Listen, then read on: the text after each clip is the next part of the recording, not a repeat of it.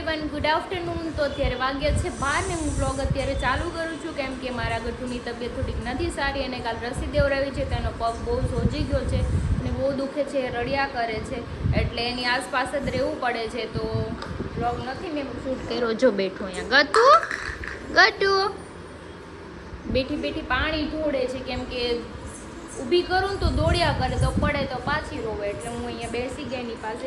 તો આપણે બધું કામ ફિનિશ થઈ ગયું છે અને રસોઈ બી અડધી બની ગઈ અને અડધી બનાવવાની બાકી છે. શું થયું? તો કાંઈ નહીં, ચલો આપણે અહીંયા પાણી બેને ઢોળું સાફ કરી નાખી, પછી આપણે રસોઈ રોટલી બનાવવાની છે. રોટલી બનાવીને પછી જમી, પછી પાછું કંઈ શું કરીએ શું નહીં જોતા રહીજો આગળ. બાબુ હાય કરી દો અહીંયા સામું જઈને, અહીંયા હાય. વાગ્યો છે 1:30 કે મારું ગટું સૂઈ ગયું છે. મમ્મી પપ્પાએ જમી લીધું છે પણ મને ભૂખ નથી લાગી કેમ કે મેં 2 પરોઠા 11 વાગે ખાધા હતા, તો હજી ભૂખ નથી લાગી. ભૂખ લાગશે ત્યારે ખાઈ લઈશું. ગટું સૂતું છે તો હું એક વિડીયોને હું એડિટિંગ કરું.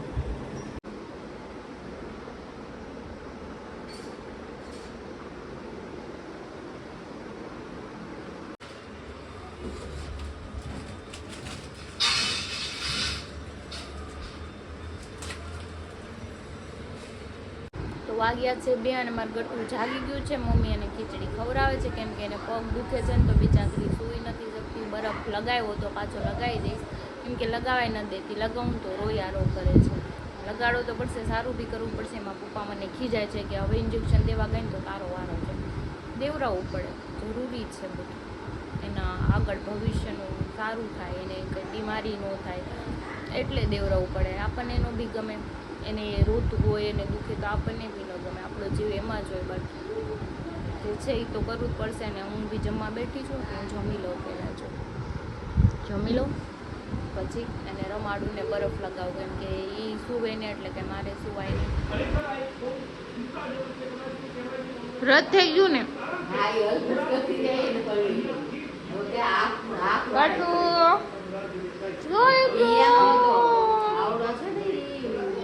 બેન, તો હું ખાશો?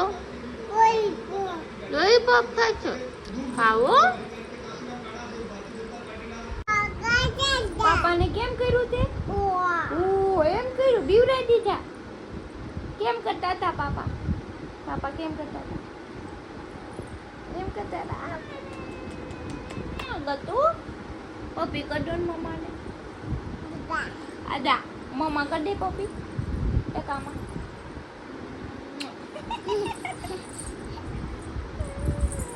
મારો દીકરો અત્યારે થોડુંક એને બેટર ફીલ થાય છે કેમ કે મેં એને બરફ લગાવી દીધો ને પ્લસ થોડોક તાવ આવી ગયો તો તેને તાવની દવા બી પાઈ દીધી છે. તો રમે છે એને બાપુ.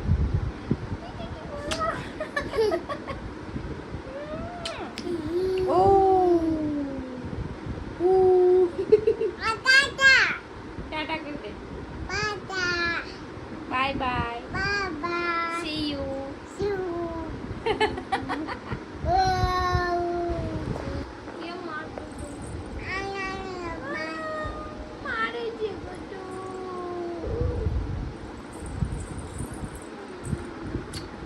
જો પેલા મને મારે ને પછી હગી હોતે આપે. જો કોક લેવાનું કેમ મારતું તું મમ્મા? ત્યાં માર્યું ને મમ્મા. સોરી કરી દો. સોરી એમ તો બોલું. મમ્મા નગી કરી દો.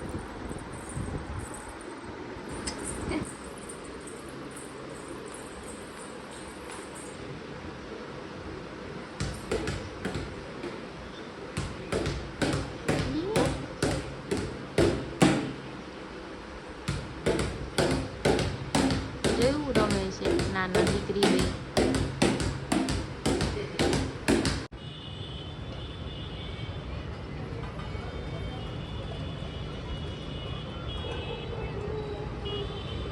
તો વાગ્યા છે 6:45 અને ગટુ સૂતું છે. હું પણ સૂઈ ગઈ હતી કેમ કે બપોર કંઈ સુવાનું નહોતું તો એ બી જાગી ગઈ હતી. તો એની થોડી તબિયત પાછી ખરાબ થઈ ગઈ છે અને તાવ આવી ગયો તો એને સુવડાવતી હતી.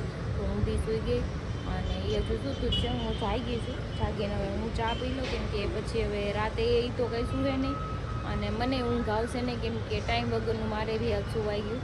તો કાંઈ નહીં, ચલો ભલે એ સૂતી, કેમ કે તબિયત નથી સારી એટલે બિચારું ગમે ત્યારે સૂઈ જાય એનો કાંઈ વાંધો નથી, સારું થઈ જાય બસ, બીજું કાંઈ નહીં. એ રોયા કરે, મજા નથી આવતી મને. કંઈ નહીં, ચલો હું ચા બનાવીને પી લઉં, પછી જાગે તો એને રમાડી આવે. તો જો મારી ચા બને છે, ચા બને એટલે ચા પી લો એટલે થોડુંક મૂડ ફ્રેશ થઈ જાય, પછી થોડીક વાર પછી કંઈક નાસ્તો કરો.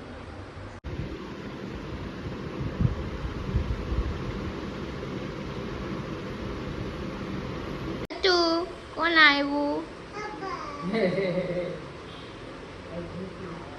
હમણાં ઉઠી જ છે હજી, તાવ આવી ગયો પાછો, મજા બગડી જાય દિશા કરીને. એ કોકડો કર્યો. વાગે છે 8:15 ને હું બનાવું છું સબ્જી સરગવા બટાકાની. તો જો સરગવા બટાકાની સબ્જી, તેલ મૂકી દીધું છે, મમ્મી ગટુને ખવડાવે છે, રેતું નથી એટલે હું બનાવું છું. હજી લોટ બાંધવાનો બાકી છે ને રીંગણાની સબ્જી બનાવવાની છે, રીંગણાની બનાવવાની છે પપ્પા માટે. તો કાંઈ નહીં, ચલો આપણે બનાવી લઈએ, પછી લોટ બાંધીને મૂકી દઈએ, થોડી વાર રોટલી બનાવી અને ખાઈ લઈએ. ક્યાં છે બુટી? બુટી ક્યાં છે? ક્યાં છે? હા આ યાર બુટી બોલાય તો એને, બોલાય તો એમ કે તો એ બુટિયા કે તો એ બુટિયા કે તો હા ઈસકા ખવડાવું હાલ.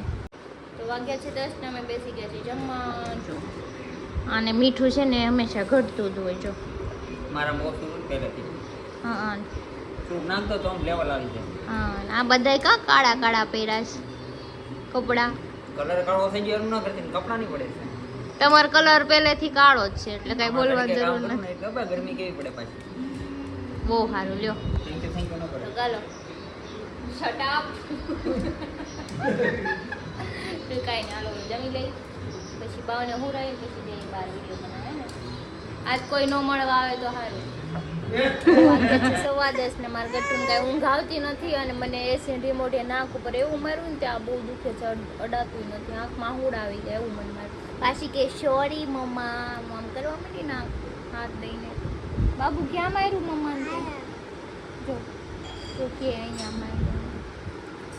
હવે નો મારતો હો, નહીં મારને, ના ના કહી દે, નહીં મારને મમ્માને. જો પાછું માર્યું.